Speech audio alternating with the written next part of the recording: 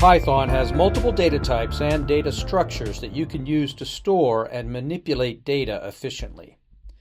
Some of them are included in the Python collections module. In this video, we will discuss the Python data type from the collections module called named tuple. Hey everyone, welcome back.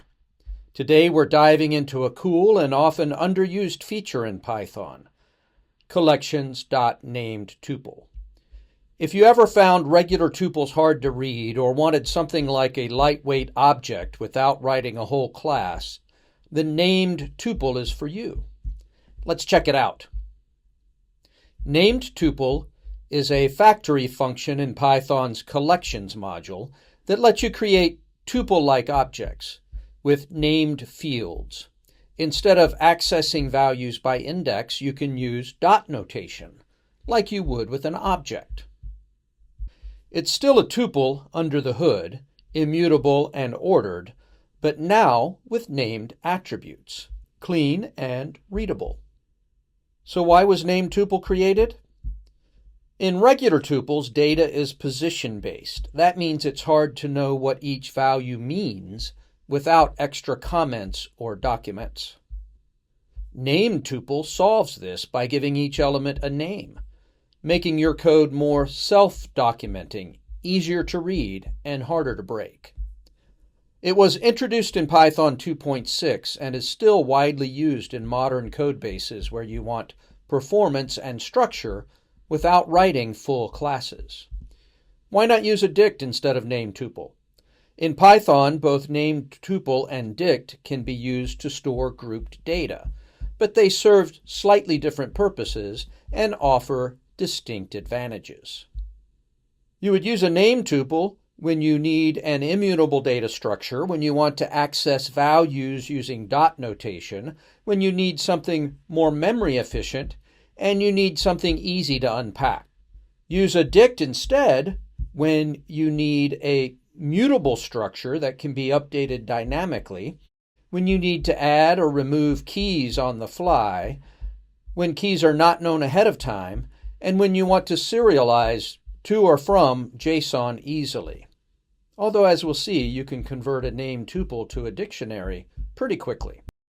Named tuple is great when you want to give meaningful names to tuple elements, when you want something lighter than a class but more readable than a plain tuple, when you need immutable structured records, and you're working with grouped data like coordinates, RGB colors, database rows, etc. It's especially handy for returning multiple named values from a function. Here are a few facts you need to know. Named tuple is immutable, just like a regular tuple. Fields are accessed by name using dot notation and by index. It's memory efficient, but much lighter than a class.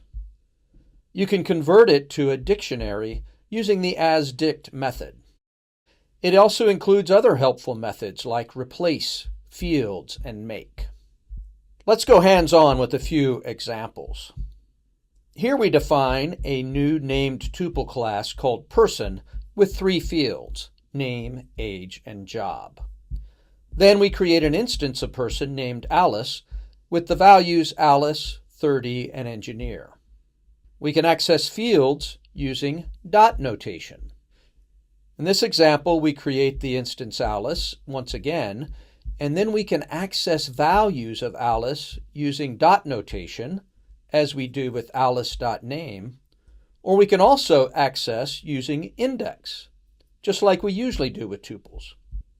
With a named tuple, we can get a list of the fields using the fields method. We can convert a named tuple into a dictionary using the asDict method. Here we see the named tuple instance called Alice being converted into a dict data type. We can use the replace method to make a new named tuple. Here we use the named tuple Alice to create a new named tuple called Bob. In the process, we have set new values for name and age values. We can also make a named tuple out of other iterables like lists. In this example, we use the make method to create a new named tuple, using the list called data as a source. As you can see, named tuple gives you the best of both worlds, the performance of tuples and the readability of objects. And that's your quick tour of the collection's named tuple. It's an elegant way to create lightweight, readable structures perfect for clean code and efficient programs. If you're not using it yet, give it a try in your next project. If you found this helpful, give the video a like, subscribe for more Python tips, and drop a comment letting us know your favorite use case for named tuple. Thanks for watching, and as always, happy coding.